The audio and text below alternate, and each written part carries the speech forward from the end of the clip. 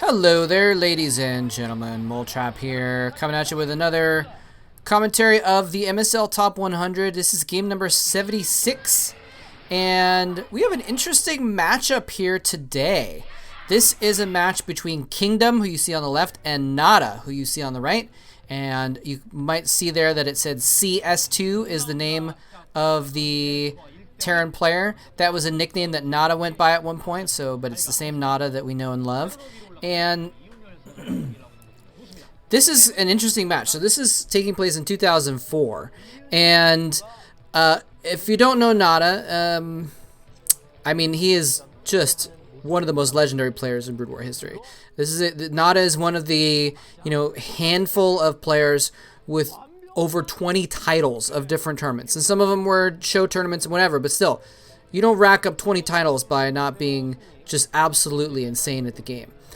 Super smart, intelligent player, very creative. If you look up highlight reels of old StarCraft games, he's often on them. Super awesome player. Someone who I don't know as much about, and probably a lot less people have heard of, is Kingdom. If you're old school Brood War, you've heard of Kingdom, but he was not a huge name for a long time, so I wouldn't, blame anyone for not knowing about Kingdom. But basically, like, NaDa's height was in like 2002, basically, and he won essentially. Oh, look at that! He's trying to steal the gas, and NaDa got his gas down just in time. Sorry, I got a little distracted by that. It's the little things in StarCraft sometimes that are amazing. That could be a huge deal. That could have slowed down his tech a lot. We might have seen him be forced into going for an early command center or something. I don't know. In any case, SCV's dancing around. Oh, he blocks the entrance. Good stuff. Anyway, real quick, let me finish talking about Kingdom. So NaDa was doing really well in 2002. Pretty much the only tournament that NaDa didn't win in 2002, Kingdom won it. NaDa wasn't quite as dominant as like winning everything like he was in 2002 in 2003, but he was still getting firsts and seconds. And one of the only tournaments that NaDa didn't do super well in, or as well in 2003, Kingdom won it. So Kingdom is known as one of the three protoss kings of the early days. There was basically like three protoss that were the best in early StarCraft. NaDa, who we've talked about a lot, Reach, who I've talked about, and I don't remember if I already told the story about how he complimented me on my Korean accent once. Reach is a cool guy. And then, I think I already said that. Never mind. And then Kingdom was one of the other three Protoss kings. And, he didn't necessarily win a ton of tournaments, but they had the team leagues back then still, or at the time, they still do. And he was still, very good in the team leagues, and SKT1 was a very strong team, and he was part of that. And I actually just found out, looking at more information about him, that Kingdom actually ended up being a coach for players like Best and Bisu, who ended up being some of the modern, quote-unquote modern, best Protoss players. So anyway, so we've got, a legendary play on our hands here, even though he didn't have a ton of tournaments in his bag. So in any case, I hope you guys don't mind that I end up spending the first several minutes, or first few minutes at least, kind of setting things up and explaining who these players are, giving the history and the meaning behind these matchups. And sometimes I miss a little bit about what's going on with their early builds, but I think that's okay. So hopefully you guys do too. In any case, I mean, because that's part of the point of this is, you don't watch you don't watch 15-year-old games. What is this game? Is almost 16 years old. You don't watch 16-year-old games for learning modern mechanics and builds and stuff. The best stuff. Any case, we do have, it looks like, a second gateway going down, a second factory going down. So we're seeing pretty normal kind of early play. Again, it's been so long since I watched a lot of this stuff. It's hard for me to like have a super good sense of it. And I didn't watch many of these early 2000 games, but I'm just getting the impression watching some of these legendary older games that going for one base openers was much more common in the time, and so we're seeing that here. Second factory being built. SCV was still running around the Protoss base scouting, by the way, so that's kind of interesting. And this barracks is just gonna sit there and soak up hit points until the tank comes out. Tank's gonna force the Dragoons back. It's interesting that they have that choke point to deal with. Oftentimes you see Terrans are forced to make a bunker and a few Marines, and then they're forced to pull SCVs to repair the bunker during that time period when the Dragoons are harassing. And instead, he's just able to just have the barracks just soak up hit points. And that's actually really good for the Terran player in this instance, for NaDa, because then he, doesn't have to... Oh, there's siege mode too. So that's going to drive the Dragoons off for sure. But yeah, he didn't have to spend money on a bunker. He didn't have to spend money on Marines. He just able to let that barracks soak up the damage while he's building more stuff. And so, that those minerals are instead spent on a second factory. So a little bit of an advantage there. Of course, he's not putting out a far bunker, which often secures an expansion behind it at the same time. And we see it in a lot of later builds. But that's the price you have to pay. In any case, there's a lot of Dragoons here now, and he's actually going to have to repair... Oh, he's going to pick off the SCV. Yes, can he get the tank? No, not as placed his tanks perfectly. I mean, it might have been that he could get one Dragoon in a spot where it could attack. Now, crucially, Kingdom has not lost any Dragoons, so he's been able to pull those back when they take hits. One of them is very, very low. Oh, he's trying to glitch through a probe to get in behind NaDa's base and get in a little bit of a scout, I think, or maybe he's just... Oh, I've made the mistake again. I have to apologize, ladies and gentlemen. I've been looking at the maps ahead of time, and I just didn't notice that the map was constructed this way. Some of even the images that I find of the maps are low quality, so it's hard to tell exactly what's going on. But it looks like there's kind of a back area behind the base, and what I'm seeing is that is just like a side expansion. And it's not necessarily... I don't think it's attached to NaDa's base, so he's not going to be able to get in behind that or anything like that. Yeah, NaDa's expansion is out in front. He doesn't have a rear expansion. I wonder what's going on with that probe, though, glitched through. It may just be to build a pylon, just so he has a scout there in order to spot any dropships that are putting out. On a one-base play, NaDa is someone who is very, very likely to do something tricksy, like build a dropship and then fly vultures out around the front or something like that and try and get a drop in your base. So that may be why that probe is there, just to kind of to scout for that eventuality. I'm not sure. We do see Kingdom putting out a third gateway. I cannot see in the minimap if he's put down a second nexus, but I have to assume that he has by now. Maybe? I don't know. I can't tell. I'm so sorry. One of the disadvantages of watching these old plays. All right, so no, he has not built a second nexus actually yet. It looks like that probe might be planning on it. But both players expanding a little bit slowly and just producing a lot of units. Big armies for both players right now. NaDa has a lot of tanks. He's pushed out to secure that expansion. Okay, so there we go. There's where he's spending his money. He's got some zealots he's loading into a shuttle. He's got a ton of Dragoons blocking vision, so nothing can run by and see it. There it is. Okay, so that Nexus is going down now, so they're going to get their second bases about the same time. NaDa, of course, building his command center earlier, but he's going to have to float it out. Now, what is going on here? What is going on? There's 3 zealots in there. Is he... What is that probe doing? I don't know what that probe is doing. Again, maybe that probe wasn't going to build a pylon. Maybe it was just patrolling back and... Yeah, it looks like it might actually be on patrol. Yeah, okay, that's clever. He's got it on patrol, so it can actually spot any dropships floating over. I'm pretty sure that's the reason why he did that. Or possibly to spot if a command center floated over. You know, NaDa might try and float a command center over in order to build a base in that protected expansion or something like that. So he's just kind of got that probe over there to spot that eventuality. NaDa's just going for a standard push out here. Got a bunch of siege tanks sieging up at the front, and none of them are in the back. Where are his vultures is the crucial thing here.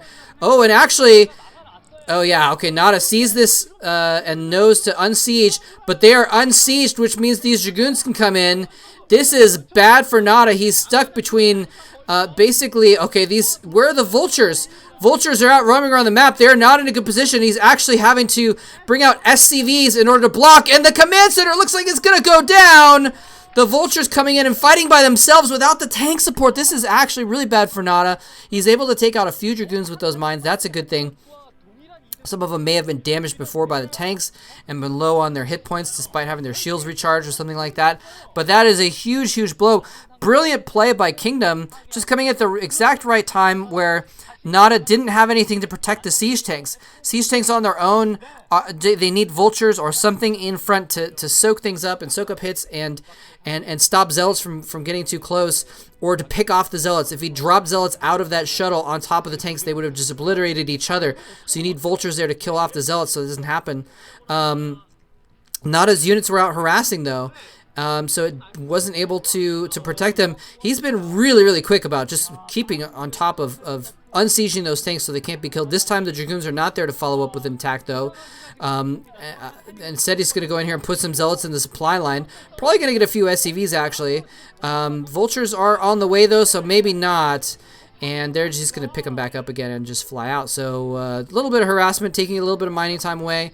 Ooh, Observer does live. That's crucial. That is crucial, actually. He needs that Observer out there to kill off mines if he's going to go for another attack. I feel like this would be a good point for Kingdom to try and take a third base. He's kind of got NaDa pinned a little bit. He's got enough of an army that that NaDa can't really push out. So Kingdom has a little bit of control. NaDa instead is... Oh, no, I'm sorry. He's not building a third base. He's rebuilding his second base. So NaDa's way behind economically at this point. He's probably still building SCVs in his main so that when he does finish that extra command center, he can Maynard them over. Yeah, there we go. Full supply line of SCVs at the second base already. Since he kept alive most of the ones he'd built before, and has been building additional ones in the meantime in his main base. Dragoons pushing out on the map, trying to get some map control. No Observer with them, but he does have observers on the map. NaDa's ramping up. Yeah, so this is good. Whoa, looked like that mine almost went off.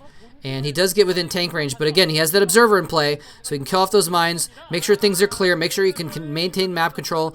If you're stuck in your base and you can't move out because there's mines everywhere, then it's the Terran has map control and can take extra bases, or take a better forward position, or attack, do more harassment, that kind of thing. So very crucial that Kingdom is able to actually take out these mines and just maintain a presence on the map.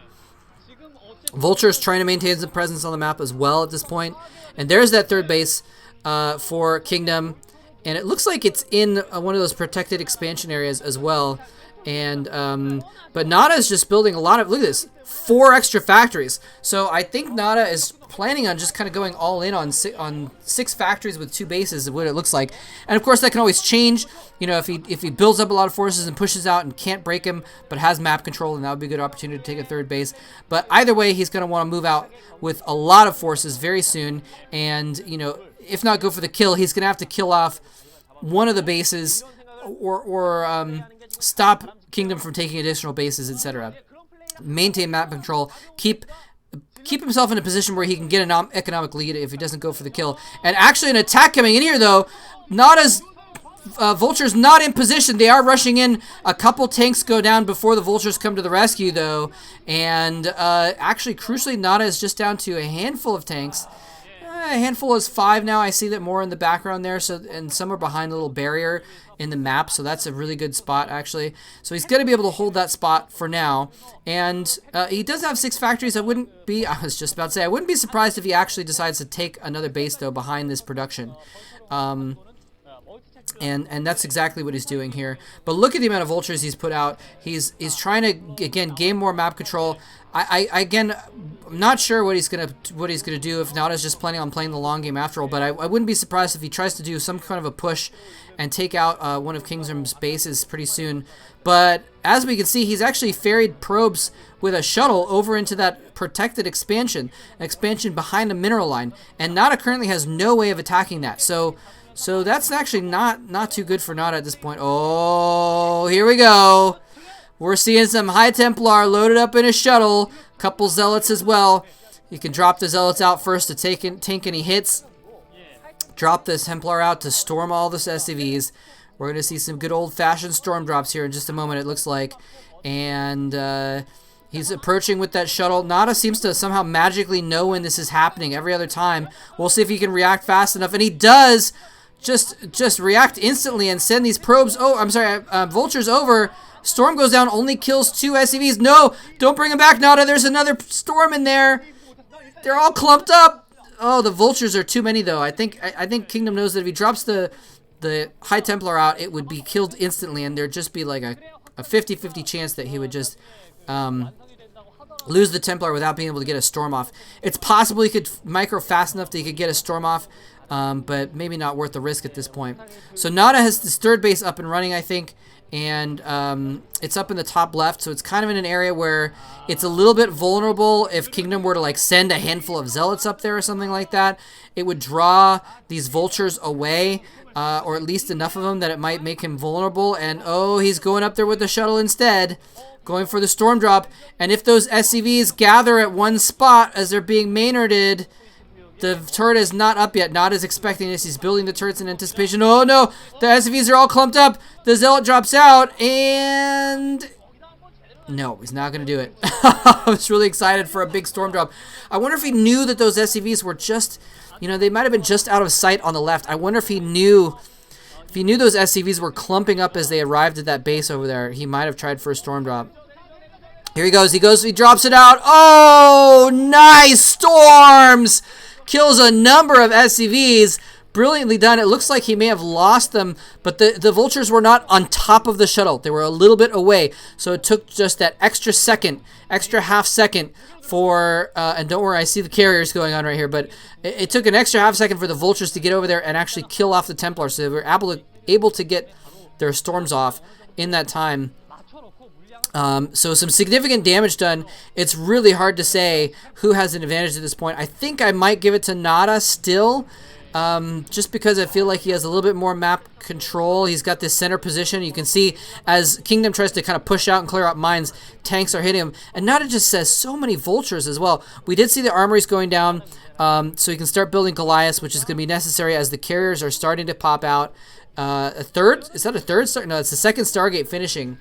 So we're going to see carriers pushing out here, possibly arbiters as well. I mean, he already has the Templar Archives. It'd be pretty easy to get out some arbiters in addition to the carriers. But I think NaDa's going to be prepared because he's going to start producing Goliaths to fill out his supply. Any vultures that die are going to be replaced by Goliaths as well. He's got a couple turrets in different locations just to make things are safe. Give a little bit of extra firepower to make sure that there's no free harassment. And in the meantime, NaDa's pushing out across the map here. He is looking to be going for the kill. Kingdom, I think, needs to be getting a fourth base at this point, but instead he's on the defensive. He may actually be getting a fourth base at the bottom left. It's hard for me to tell. But here he goes in with another drop and dropping out. So it's just some zealots. They're going to die immediately. In fact, oh, well, he's going to take out some vultures with him. Nope. No damage done there. And what is going on here? He's actually killing an assimilator that was put at that spot. That's strange. I'm not sure why. Actually, maybe that assimilator was put there to spot if anything was going over there.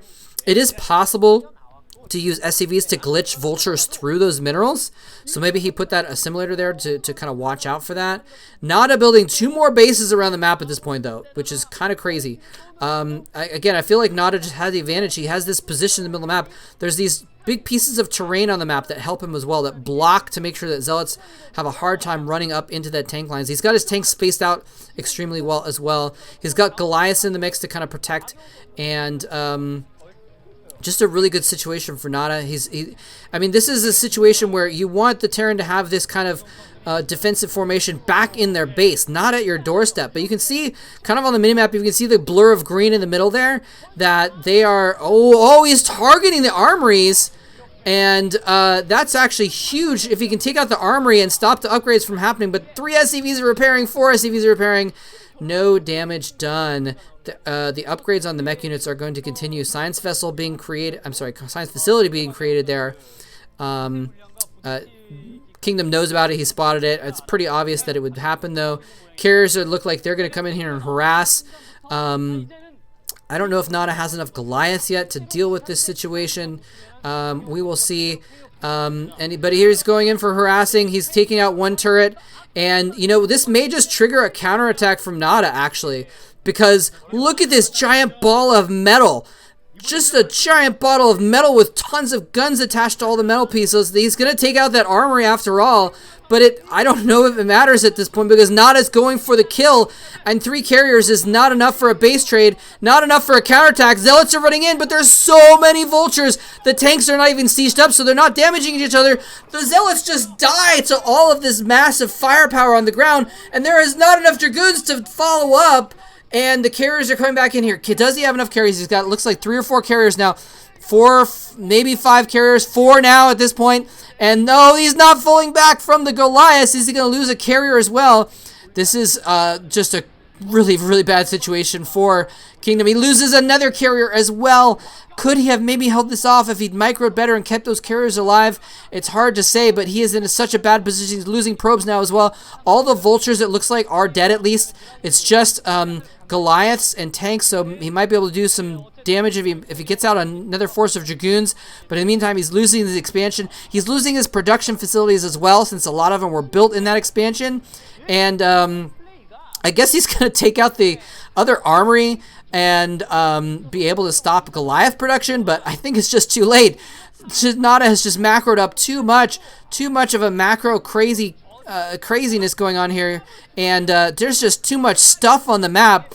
Kingdom has a huge Terran army in his base now, and you know, if he had like 12 carriers out on the map at this point, that's a bit of an exaggeration, but if he had a ton of carriers out that could fall back and deal with this, or they could go for a base trade or something like that, or go around and take out NaDa's expansions, then I think Kingdom might have a chance of going back into it. But with only 3 carriers remaining, and any extra carriers that pop out are going to die before they can even produce an interceptor to that clump of Goliaths.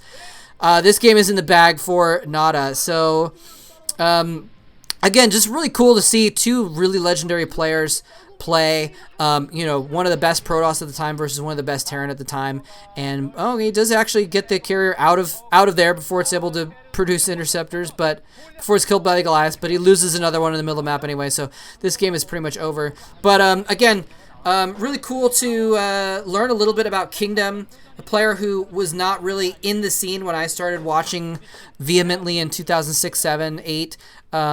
So someone that I didn't know a lot about, and so it's kind of cool to see him play, and kind of cool to see the play of one of the old kings of Protoss, and learn more about him and stuff. And he's still just trying to use that clump of carriers to take out those expansions, but it's a little bit too late. And that's kind of what we saw. You know, again, maybe it would have been different too if those carriers had been fighting with the ground forces. Remember when those zealots all ran in and died, and the dragoons were too few to follow up? Well, what if those dragoons and carriers were following up, you know? And he was able to get some free damage with a clump of 5 carriers while that was happening. You know, maybe if his forces were consolidated, that might have made a difference. It probably wouldn't have won the battle outright, but it might have held things off long enough that he could maybe produce more carriers. And if he had, you know, if he gets to a point where he's like 8 or 10 carriers or something like that, then that's a force to be reckoned with. But there's the GG, and NaDa is going to win the match, and I believe advance to the quarterfinals. The semifinals. In that was the round of 8, and that was the game number 3. I should have mentioned at the beginning, sorry. That was the tiebreaker game for this match. It was a best of 3, and so NaDa, I believe, is going to go on to the semifinals in that match. So I hope you guys enjoyed it. Thanks very much for watching, and I'm going to end on one more little note here, just to ask a little bit of advice, I guess, since I realized that I have a bunch of people around the world and around different countries that I can ask this kind of thing. So I hope you guys don't mind me, again, kind of like I was showing off my macaroni art last video. But I just want to ask you guys, where should I live? I'm currently living in Southern California, and I'm not a huge fan of it. Some people love it. It's not for me. And I'm looking to move someplace else, and I really don't have anywhere specific to go other than I want to live somewhere affordable, because I'm paying way too much rent in Southern California for someone who doesn't have a job. And I'd like it to be someplace with some nature, you know, ideally a forest, and nice people. And that's kind of what I'm looking at. And so, but I don't really have any direction. So like, if there's someplace that's really cool that you think I might want to look at to consider moving to, then let me know. And I'd love to hear about it. And I'm talking about in the United States and elsewhere, although I do only speak English fluently, unfortunately, so that's kind of a limiting factor depending on situation. In any case, all right, that's it. Hope you guys enjoyed it. Thanks very much for watching, and I will see you soon with some more StarCraft action.